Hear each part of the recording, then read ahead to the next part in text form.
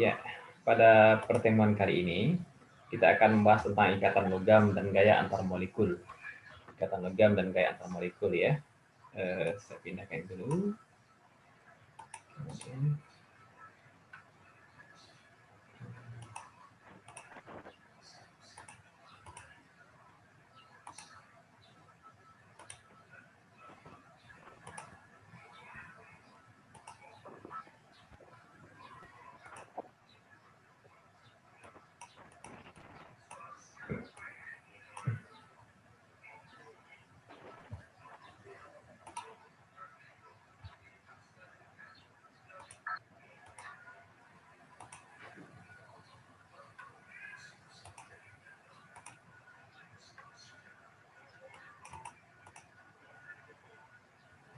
ya, baik saudara semuanya. Jadi pertama kita akan bahas tentang ikatan logam dulu ya.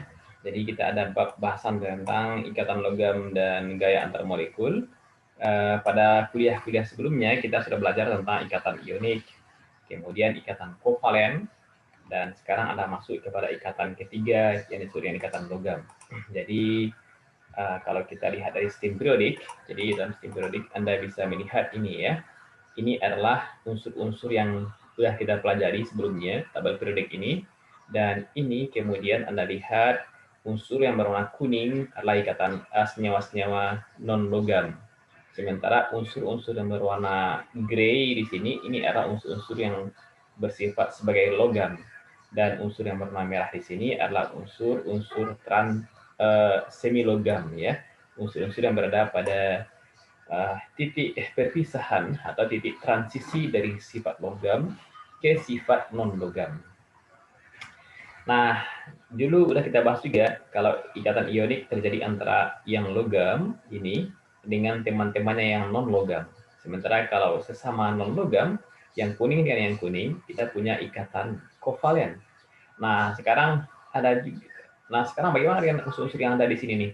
Logam-logam di sini, dari kalau Anda lihat sekarang kita punya banyak logam-logam sekarang ya. Apakah itu aluminium, tembaga, baja, kemudian perunggu, kemudian besi, magnesium, dan lain-lain, natrium, ini logam-logam semua. Maka tentu ada juga ikatan kimia yang memegang mereka ini, yang buat mereka kemudian stabil sebagai bentuk yang Anda lihat sekarang ini. Nah, itu kemudian memunculkan teori ataupun konsep ikatan logam. Jadi ikatan logam ini akan menjelaskan bagaimana unsur-unsur yang ada lihat di sini, yang banyak di sini kecuali hidrogen, itu adalah berikatan kimia dengan ikatan logam dengan sesamanya. Jadi logam-logam ini dengan sesamanya itu berikatan dengan ikatan logam, gitu ya. Baik, kita mulai ke slide yang pertama tadi. Ya.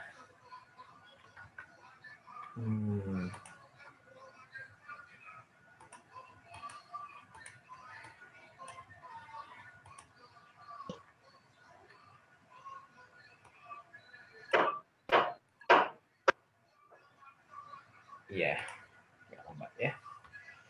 Nah, semuanya kita lihat ke sini lagi ya. Jadi ikatan logam dan gaya antar molekul. Kemudian mari kita lihat tentang bagaimana sejarah manusia. Jadi ternyata logam-logam itu sudah dipakai sejak dahulu kala. Jadi ketika orang purba dahulu mereka sudah mengenal logam. Jadi mereka sekarang memasak dengan menggunakan logam, kemudian cangkulnya juga ada, paculnya juga ada, kemudian macam-macam itu dan mereka sekarang ya. Kampaknya juga dari logam. Nah, ini contoh bagaimana orang-orang dahulu kala sudah berinteraksi dengan logam ini. Dan ini adalah tempat di mana orang pandai besi itu bekerja. Jadi dia bekerja untuk membuat besi. Dari mana? Dari biji besi. Dia ketemu dengan batu-batu yang kita sebut sebagai biji besi. Jadi kalau orang kimia menyebutnya sebagai besi oksida. Nah, kemudian dimasukkan ke dalam tungku ini, dan kemudian dia berhasil kemudian mendapatkan lelehan dari besi. Nah, lelehan itulah kemudian dijadikan sebagai kampak, sebagai pisau, sebagai pedang, sebagai cangkul. Nah, ini mereka lakukan ya. Dan kemudian ini adalah gambar dari kerajaan-kerajaan kuno dahulu, kerajaan Romawi misalnya, atau kerajaan Persia seperti ini. Ini juga demikian, mereka telah menggunakan logam dengan bentuk yang lebih maju lagi, bukan hanya untuk keperluan seperti pedang, kampak, kemudian pisau dan sebagainya, tapi juga untuk keperluan udah mulai untuk keperluan bangunannya ya. Mungkin bangunannya itu dibuat tonggak-tonggaknya, perangkat-perangkat hariannya seperti meja, perangkat istananya, mahkotanya dan sebagainya, itu sudah menggunakan bahan-bahan yang terbuat dari logam. Nah, sekarang kita zaman sekarang ya, zaman modern, di mana Anda lihat kata logam itu makin luas ditemukan, baik dalam bentuk logam murninya maupun dalam bentuk paduan logamnya. Ya, ketika dia murni saja sebagai satu logam maupun dengan paduan logamnya yang kelak kita namakan dengan alloy, alloy ya. Nah, jadilah kemudian bodi mobil, kemudian kerangka gedung, atap, kemudian perangkat-perangkat orang ada di sini seperti kursi, meja, payung dan sebagainya di sini itu sudah menggunakan logam-logam yang makin maju. Nah, semuanya, mari kita lihat apa itu logam ya. Apa itu logam? Mil, Mil, keras sekali Mil, kurangi suaranya Mil. Mil. Mil, Mil, Mil, Mil.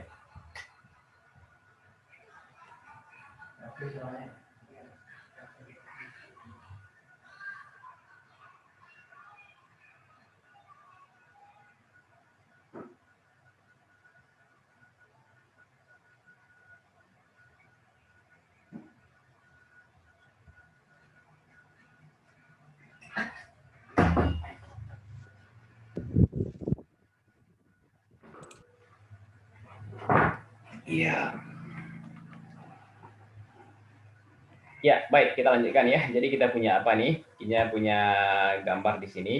Anda sudah belajar tentang sistem periodik, dan ini adalah logam-logam seluruh yang berwarna grey, coklat, biru muda ini adalah logam, metal bahasa Inggrisnya. Dan kemudian dia berwujud macam-macam, mulai dari yang keras sampai dengan yang lunak ya. Ternyata umumnya keras, tapi juga ada ini keras-keras semua nih logamnya, dan juga ada yang lunak seperti natrium, yang harusnya Anda sekarang praktikum di labor kimia ya, menggunakan logam natrium ini, tapi karena kita tidak bisa, nah inilah gambarnya. Jadi ini lunak. Jadi logam itu ternyata ada yang mayoritas adalah keras, seperti ini, tapi juga ada yang lunak. Baik, ini adalah biji logam tersebut ya. Ini namanya biji logam semacam FeS ya, sebuah senyawa ionik, FeS, logam dengan non-logam ya. Tapi kemudian bisa diubah menjadi besi, seperti ini nantinya ketika udah kita lakukan reaksi kimia. Baik, semuanya saya kira itu sebagai informasi saja ya. Nah, kemudian mari kita lihat dari inti diskusi kita sekarang, yaitu untuk menjelaskan bagaimana ikatan kimia yang membuat mereka ini ada sekarang nih. Kenapa ada besi dalam bentuk yang stabil seperti ini sekarang kan? Kenapa atom-atom besi itu bisa berteman dengan atom-atom besi yang lain? Ikatan apa yang membuat mereka bersama? Itu bahasan kita ya. Kemudian aluminium, plat aluminium seperti ini pun demikian. Apa yang buat atom-atom aluminium itu kemudian mau untuk bersama-sama dengan teman-temannya yang lain, ya, sehingga kemudian dia bisa membentuk plat aluminium seperti ini. Dan jadilah kemudian gelas kita, kemudian pen, sendok dan sebagainya. Nah, itu yang kita bahas, apa yang membuat mereka berikatan kimia dengan cara ini. Baik. Nah, kemudian orang mengembangkanlah kemudian konsep ikatan logam. Ya, konsep ikatan logam, tapi konsep ini mestilah kemudian mampu untuk menjelaskan sifat-sifat dari logam. Jadi sifat-sifat logam yang banyak seperti dalam slide ini, itu harus bisa dijelaskan dengan konsep yang akan kita rumuskan.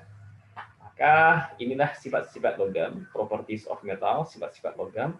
Pertama, mereka cenderung melepaskan elektron, ya, membentuk kation dalam senyawa ionik. Kalau dia senyawa ionik, kemarin sudah kita bahas bahwasanya ini logam-logam di sini memiliki harga elektronegativitas yang sangat tinggi karena dia berada di kiri ya. Artinya dia memiliki lawannya itu adalah elektropositif namanya. Jadi kalau elektronegativitasnya kecil, maka elektropositifnya besar. Atau apa itu elektropositif? Dia justru ingin atau mudah menjadi ion positif. Kalau elektronegatif kemarin kita bahas yaitu sifat yaitu rakus dengan elektron. Suka untuk menarik elektron ke arah dirinya. Ini paling suka, ini paling malas menarik elektron. Atau sebaliknya, ini justru sebaliknya, bukan menarik elektron tapi melepaskan elektron malah. Jadi ini suka melepas, ini suka menarik elektron yang sebelah kanan, elektronegatif kita namakan. Tapi kalau di kirinya, maka itu kita namakan sebagai elektropositif atau elektronegatifnya yang sangat kecil, atau dengan kata lain, dia justru suka untuk melepaskan elektron. Melepaskan elektron dulu kita sebut dengan menjadi ion positif atau kation. Dan itulah kemudian kenapa dia menjadi senyawa ionik ya. Dia membentuk kation yaitu ion positif karena dia melepaskan elektron dan dalam senyawanya maka dia akan bentuk senyawa ionik ketika dia bertemu dengan non logam ini yang mau untuk menerima elektron. Itu sifat pertama ya, sifat kimia. Yang kedua sifat fisika seperti titik leleh dan titik didih yang tinggi. Misalnya apa sekarang? Besi yang digunakan sebagai perangkat dapur misalnya. Itu kan melelehnya lama sekali kan. Pada suhu 100, 200, 300, 400 yang di atas kompor gas, api yang lagi menyala, kayu api ya, maka dia tetap menjadi logam kan, nggak ada dia meleleh. Bayangkan kalau Anda tahu itu adalah misalnya lilin, senyawa kovalen lilin ya, langsung dia meleleh sedikit aja api udah meleleh dia kan. Atau senyawa kovalen yang lain, kain misalnya, maka kain dia juga akan meleleh, atau plastik dia akan meleleh sebelum dia terbakar ya. Tapi karena kita taruh di sana adalah logam, besi contohnya, maka dia tidak akan meleleh pada suhu sampai dengan suhu api menyala itu. Nah, termasuk juga aluminium demikian kan. Kemudian di rumah kita menggunakan setrika. Sama saja, setrika dengan panas yang tinggi untuk melicingkan baju, maka tidak apa-apa itu besi. Karena apa dia? Karena dia mempunyai titik leleh yang tinggi. Dia tidak akan meleleh, artinya dia pada suhu 400 dia itu masih sebagai logam padatnya tersebut, padatan logamnya ya, tidak dia meleleh menjadi cairan besi. Anda baru akan bisa mengubah besi mencair kalau Anda panaskan pada suhu 1500 derajat Celcius. Itu tinggi sekali ya. Suhu di mana tanur-tanur untuk melelehkan besi dipakai orang.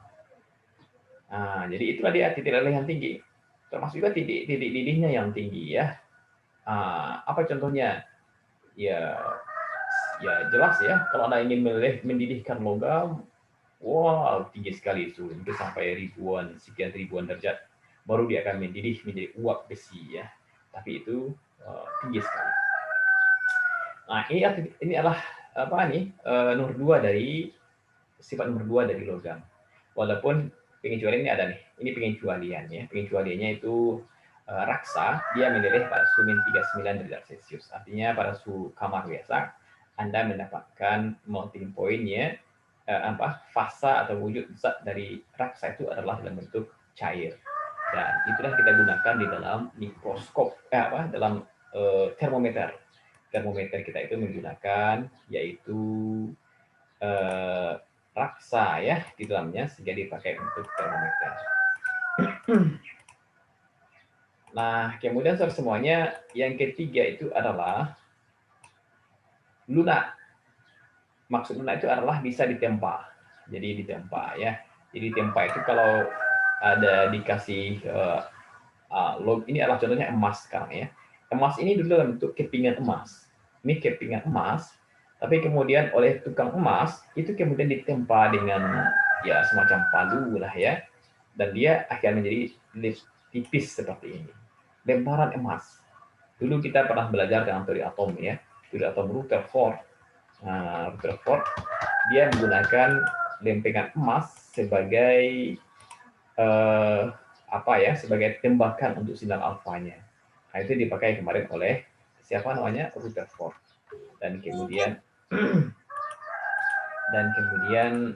Rutherford ini menggunakan emas. Kenapa emas dipakai? Karena dia logam yang bisa dibuat tipis sekali. Jadi kalau senyawa yang lain, karbon misalnya kan grafit itu senyawa kovalen. Grafit, Anda pukul-pukul maka dia akan hancur berderai. Nah, itu nggak bisa ya. Anda ambil pasir misalnya. Pasir itu senyawa ionik. Anda pukul maka dia akan hancur berderai-derai ya. Nah, begitu. Nah, ini contoh bagaimana senyawa-senyawa yang bukan logam yang tidak bisa dipukul sampai menjadi tipis seperti lembaran ini nih. Yang kedua adalah dia ulet, artinya kalau ditarik dapat menjadi kawat.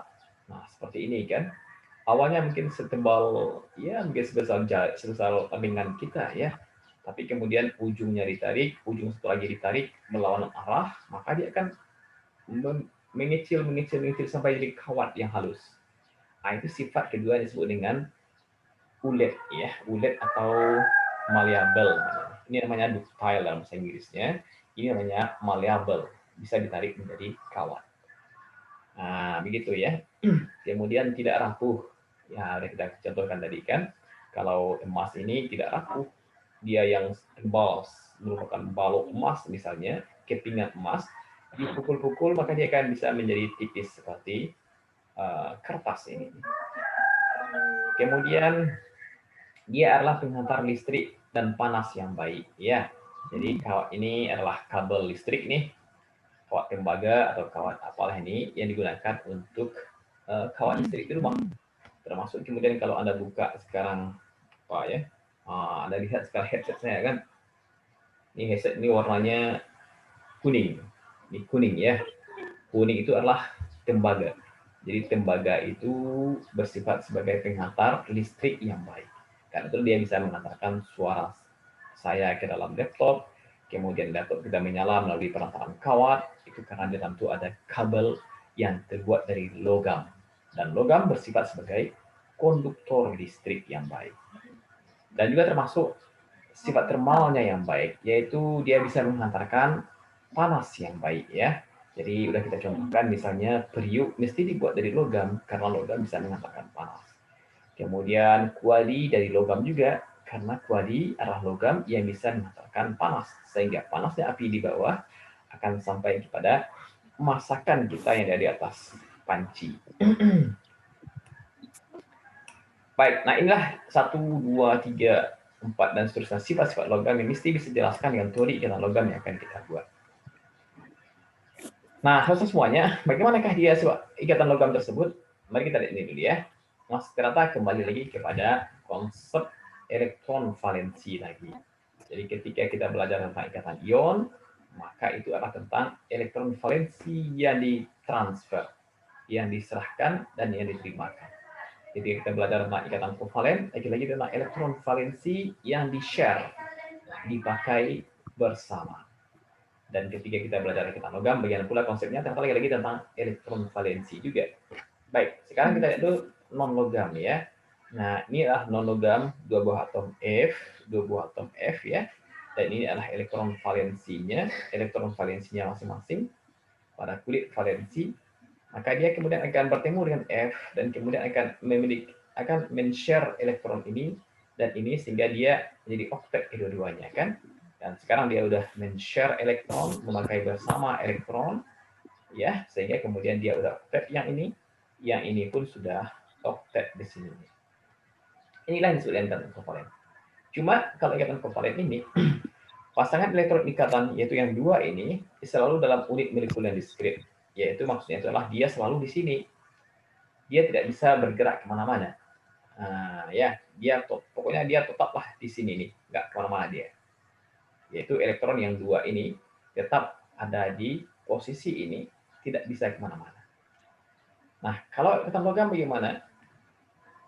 Ternyata beda. Logam itu adalah atom-atom yang berbagi elektron valensinya dengan semua atom terdekat. Jadi ini ternyata dengan semua di sini ya. Nah, kalau Anda gambarkan dengan di sini, ini adalah atom-atom kita. Ini suatu logam. Nah, saya gambarkan mana ya, biar mudahnya. Ini nih. Saya punya model seperti ini nih. Ini adalah saya punya besi atau aluminium ataupun apapun logamnya, maka sesungguhnya itu dibangun oleh atom-atom kan. Dan kalaupun dilihat nanti juga akan ketemu bagaimana ada bola-bola yaitu atom-atom tersebut ketika kita melihat dengan mikroskop XRD kita ya. Dengan XRD, X-ray diffractometer yang kita pelajari kemarin, bisa melihat, bisa men-zoom suatu plat besi misalnya, Anda akan mendapatkan mungkin gambar seperti ini. Ya, ada bola-bola seperti ini, atau kira-kira mirip seperti jeruk dalam kotak ini. Ini jeruk, ada satu di bawahnya juga ada lapisan-lapisan. Kira-kira seperti ini lapisan dari atom-atom pada suatu logam. Nah, kemudian setelah semuanya, apa yang terjadi? Nah, yang terjadi itu adalah atom-atom berbagi elektron valensinya dengan semua atom tetangga terdekat. Jadi, ini adalah atom logam tadi kan. Tentunya ini adalah memiliki memiliki elektron valensi. Ya, elektron valensi semua atom memiliki elektron valensi. Nah, kalau ikatan kovalen, elektron valensinya di-share dengan yang lain. Kalau ikatan ion diserah terimakan. Nah, kalau logam tidak. Jadi, kalau saya gambarkan elektron valensi sebagai titik warna merah di sini yang kecil-kecil, maka ini adalah elektron valensi dari logam, dari atom-atom logam yang lain. Ya, dia banyak sekali atom logam tentu saja. Maka ini anggap ini yang merah ini punya yang ini nih. Yang ini punya yang ini elektron valensinya. Ini juga demikian, masing-masing atom punya elektron valensi. Nah, kemudian sama seperti ikatan kovalen, dia akan berbagi elektron. Cuma elektron mana sekarang berbagi itu elektron valensinya, tapi tidak dengan atom tertentu, tapi dengan seluruh atom. Maka Anda lihat kemudian elektron valensi ini kemudian akan menjadi bergerak kemana-mana di sini nih. Bergerak kemana-mana sehingga kemudian menjadi sebuah elektron yang seperti awan. Seperti awan yang ya bergerak kemana-mana dia ya, awan elektron jadinya. Nah, ini modelnya sekarang. Dan ini disebut dengan elektron terdelokalisasi. Elektron terdelokalisasi ya. Baik, nah sesuai semuanya, inilah model dari ikatan logam ya. Model di mana Anda punya atom-atom di mana atom logam ini berbagi elektron valensinya dengan semua atom tetangga terdekat. Nah, elektron valensi itu kemudian menjadi tidak lagi milik satu buah atom logam saja, tapi sudah menjadi milik bersama-sama, dan dia tidak diam, tapi dia terdelokalisasi atau bergerak kemana-mana menjadi sebuah bentuk awan elektron seperti ini. Nah, ini positif ini karena dia ditinggalkan oleh elektronnya. Jadi ini elektron valensi ya. Lepas dia menjadikan positif lagi kan, jadi menjadi kation dia kan. Jadi kalau suatu atom melepaskan suatu elektronnya akan berubah menjadi kation. Begitu pula dengan logam-logam sekarang, dia adalah sudah menjadi kation bermuatan positif, dan yang merah ini adalah elektron valensi yang sekarang terdelokalisasi ya.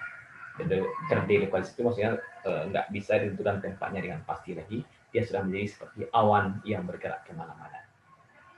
Baik, nah berarti kita punya elektron yang bergerak bebas sekarang kan, elektron yang bergerak bebas, maka inilah yang kemudian bertanggung jawab atau bisa menjelaskan kenapa ada konduktivitas listrik.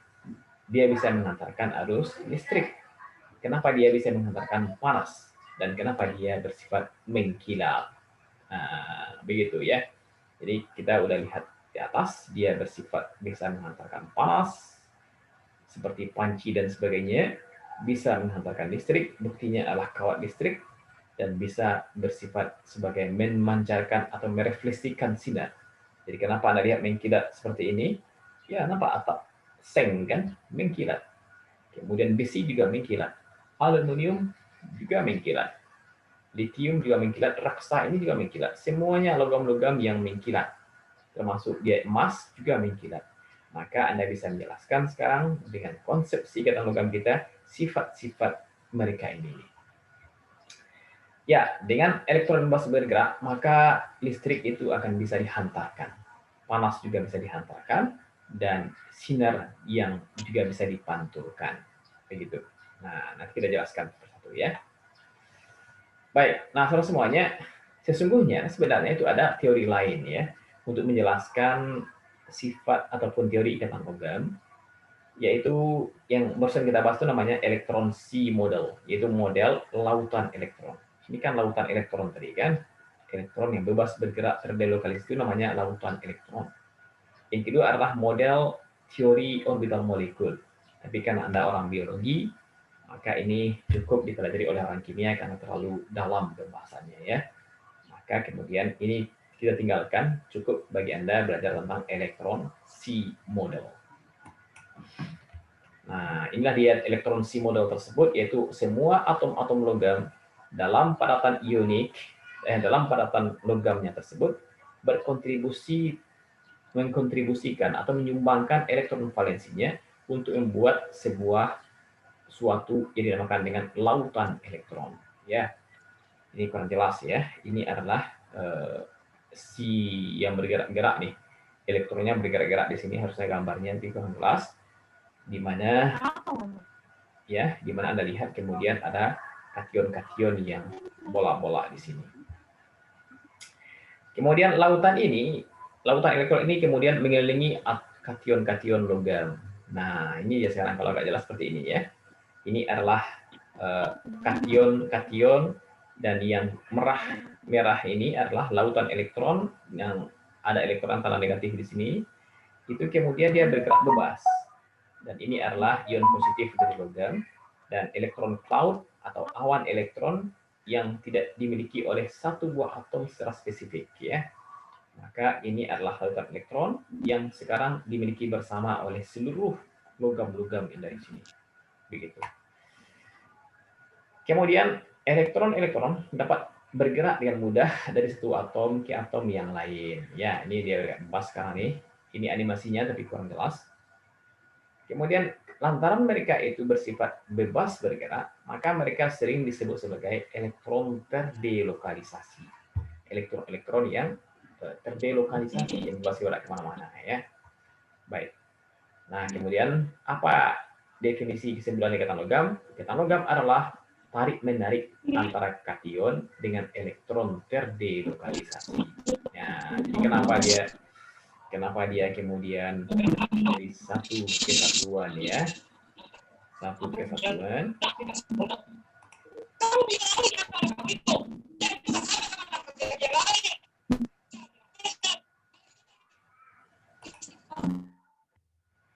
Iya.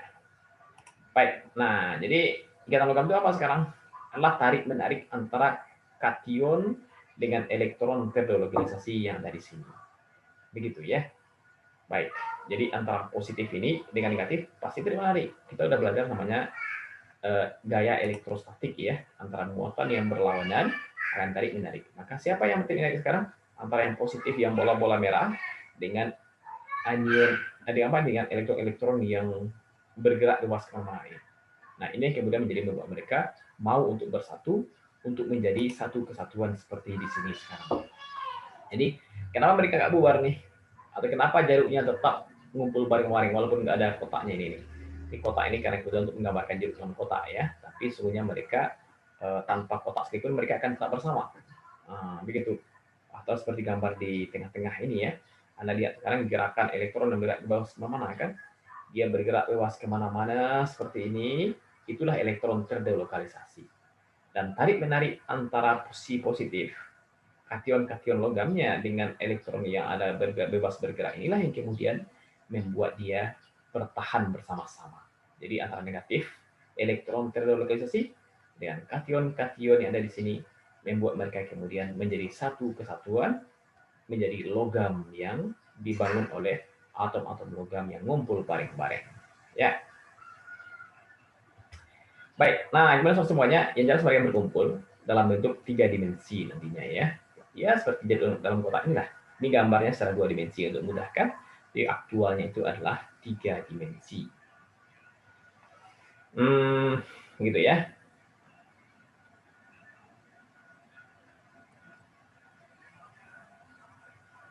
Baik. Nah, kemudian semuanya, kita akan menjelaskan sekarang ya. Kita akan menjelaskan sekarang sifat-sifatnya. Mari kita lihat bahasnya dulu. Kebanyakan logam memiliki orbital terluar yang tidak terisi atau tidak penuh ya. Maka kemudian in effort to be energy stable, their electron become delocalized. Ya, ini penjelasan yang mungkin tidak penting bagi Anda ya. Saya kira ini sudah jelaskan sebelumnya. Elektron-elektron bukanlah milik satu atom. Kemudian ikatan logam bukanlah merupakan ion, tapi inti-inti dengan elektron yang bergerak bebas. Maka ini jangan dikatakan ion ya, tapi adalah inti-inti atom dengan elektron-elektronnya yang bergerak bebas. Kalau dikatakan ion, maka itu ikatan ion namanya. Tapi dia bukan ikatan ion, tapi logam-logam dengan model, yaitu intinya dengan elektron terdelokalisasi. Nah, begitu ya semuanya. Nah, sekarang kita akan menggunakan model ini untuk menjelaskan sifat-sifat yang banyak tadi. Pertama, sifatnya yang mengkilat. Kenapa logam-logam seperti aluminium mengkilat, emas mengkilat, termasuk yang ada di sini mengkilat, logam-logam macam-macam ya. Apakah warnanya kuning seperti emas dan tembaga, apakah merah seperti ini mungkin tembaga ini. Kemudian ini adalah logam-logam silvery, metalik putih. Kenapa dia mengkilat? Maka alasan itu adalah di sini nih. Dan kita bahas dulu masalah konduktivitasnya dulu. Jadi dia bisa mengantarkan arus listrik. Jadi kalau Anda punya kayu sekarang, baterai, lampu, maka lampu tidak akan menyala. Tapi ketika ini dari rem kaca gelas SiO2 suatu sinyal kovalen, itu lampu juga nggak menyala. Dengan kayu sinyal kovalen juga, lampu juga nggak menyala. Tapi diganti dengan tembaga, lampu menyala sekarang kan. Nah ini contoh ikatan logam ataupun logam yang mampu menghantarkan arus listrik. Ini baja juga lampu menyala, baik. Nah, kalau semuanya berarti ini akan jelas sifatnya dengan pendekatan ikatan logam, yaitu sekarang apa syarat untuk sebuah zat bisa menghantarkan logam? Mungkin pernah saya ceritakan sebelumnya ya. Suatu zat akan bisa menghantarkan arus listrik kalau bersifat apa ya? Pernah saya sampaikan atau belum ya? Jadi syarat suatu zat bisa menghantarkan arus listrik seperti ini, kalau belum, itu adalah karena dia mempunyai dua syarat. Yang pertama adalah ada muatan listrik yang dilewatinya. Pada media ini, mestilah ada muatan listrik. Apa muatan listrik? Mungkin positif atau negatif. Itu muatan listrik namanya. Muatan listrik positif atau negatif. Nah, pada model ikatan logam kita, Anda sudah melihat kita ada namanya elektron terdelokalisasi. Ya, elektron terdelokalisasi yang bergerak luas ini, itu kemudian yang mengembangkan menjadi penghantar arus listrik, yaitu elektron yang bergerak ini. Elektron muatannya negatif, maka sudah ada syarat untuk bisa menghantarkan arus listrik, yaitu elektron yang bermuatan negatif. Syarat kedua adalah elektron itu mesti mobile, ya, mobile elektron. Itu syarat kedua untuk bisa menghantarkan listrik. Jadi ketika Anda melakukan eksperimen misalnya, Anda ganti ini dengan kristal garam, lampu tidak akan menyala. Anda ini ganti dengan lelehan garam, lampu menyala. Anda ganti ini dengan larutan garam, lampu menyala. Nah, ini itu contohnya ya. Jadi kenapa dalam kristal garam itu lampu tidak menyala? Karena kristal garam itu kan padat. Dia tidak bisa bergerak bebas. Itulah kemudian kenapa lampu nggak ada. Ya walaupun garam itu dibangun oleh senyawa bermuatan listrik, yaitu Na+ dan selemin bermuatan positif dan negatif, tapi dia nggak bebas bergerak, akhirnya lampu tidak menyala. Yang kedua, kalau Anda larutkan dalam air, maka terbebaslah kation dengan anionnya, dan kemudian dia bebas bergerak. Apa yang bebas bergerak? Kation Na+ dan anion selemin. Akhirnya lampu menyala. Begitu pula dengan ketika Anda lelehkan, maka Anda sesungguhnya membuat kation dan anion itu berpisah, dan kemudian dia akhirnya bebas, dan ketika bebas, maka dia bisa mengantarkan arus listrik. Nah, kembali ke sini ya. Maka ini dua syarat terpenuhi oleh model ikatan logam kita, yaitu kita punya penghantar, yaitu muatan listrik. Apa yang bermuatan? Elektron yang ada sekarang ini. Kemudian apakah dia bebas sekarang? Iya, bebas. Justru kita namakan dia sebagai elektron terdelokalisasi yang bergerak bebas. Akhirnya itulah menjadi alasan kenapa logam-logam bisa menghantarkan arus listrik. Ya. Nah, ini modelnya sekarang ya, di mana elektron-elektron ini nih. Jadi kalau Anda punya listrik seperti kabel ini sekarang ya, ini kabel ini sungguhnya ini ada elektron mengalir. Kenapa bisa menyala laptop kita sekarang atau lampu menyala atau ya headset saya ini sekarang? Ini ada elektron mengalir di sini nih, mengalir elektron di sini. Nah, supaya elektron bisa mengalir di sini, maka mesti ada logam di tengah, di mana logam itu mesti ada. Setelah kita pelajari, ada namanya elektron terdelokalisasi yang siap untuk menjadi penghantar bagi elektron yang sedang mengalir ini. Begitu ya. Nah, terakhir ini adalah the interaction with light make them shiny ya. Jadi kemudian kenapa dia bisa menjadi berkilat? Ya karena ini juga ya, karena interaksi dengan sinar. Ya Inilah. Jadi mungkin sinar itu akan dipantulkan oleh gara-gara elektron ini. Itu katanya ya. Dari elektron yang bergerak bebas ini kemudian mampu untuk membuat sinar itu terpantul, itu ceritanya. Tapi kurang bisa dijelaskan secara lebih detail sebenarnya. Ada yang bagus teorinya, itu teori orbital molekul untuk menjelaskan konsep pemantulan sinar ini. Tapi sekarang mungkin kita mencukupkan dengan sifat elektron yang bergerak ini yang mampu kemudian memantulkan sinar, energi sinar ya. Hanya itu tentang sifatnya yang mengkilat. Dan kemudian setelah semuanya ada sifat yang bisa ditempa. Jadi ini adalah emas kita tadi. Awalnya adalah seperti ini emas. Kemudian dipukul, ditempa, maka dia bisa menjadi tipis seperti ini. Maka bagaimana kita menjelaskan dengan menggunakan model ikatan logam kita? Ya bisa seperti ini. Jadi kan ini model kita tadi kan. Dan model ikatan logam kita dibangun oleh atom-atom di mana elektron valensinya terdelokalisasi seperti ini. Berarti adalah tumpukan dari tumpukan atom-atom atau ion-ion sekarang ya. Tumpukan atom-atom ini, logam ini, kemudian ini Anda pukul. Jadi Anda pukul sekarang dengan hammer ya, dengan palu. Apa yang terjadi? Ya, Anda lihat sekarang dia hanya berubah posisi seperti ini aja kan. Anda hanya bisa mengubah bentuk seperti ini saja, tidak akan menghancurkan. Coba kalau ionik, maka dalam ionik kemudian ada kation dan anion. Kemarin kita lihat sifat ketika belajar sifat kation ionik, dengan pukulan seperti ini maka akan bergeser posisi kation berdekatan dengan posisi kation yang lain. Harusnya kan kation anion ya. Kation anion ya. Jika Anda pukul maka kemudian akan bergeser dia sehingga kation akan berdekatan dengan kation. Akhirnya tolak menolak. Itu dalam konsep kata ionik yang dulu kita bahas. Nah, sekarang tidak terjadi pada senyawa logam ini, pada ikatan logam di mana Anda pukul dia hanya seperti ini bentuknya, atau gambar di sini hanya ini bentuknya sekarang. Nah, seperti ini kan. Dan ini terus-menerus sampai